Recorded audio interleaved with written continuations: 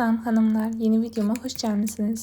Bu günləri sizinlə bir yerdə aldığım məhsulları yoxlayacağım.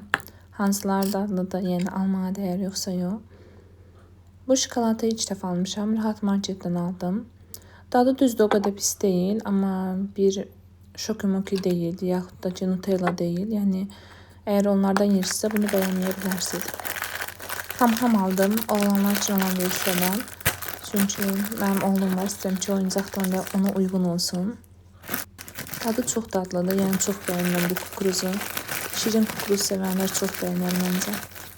Əgər hələ də dadına baxmamısınızsa. Belə bir 3D puzzle çıxdı. Puzzle çox yaxşı görsənir, sadəcə yəni açmaq çox çətindir. Nə qədər çalışdımsa aça bilmədim. Düşünürəm ki, yəni oğlum belə də oynayar, aça bilməsəm də.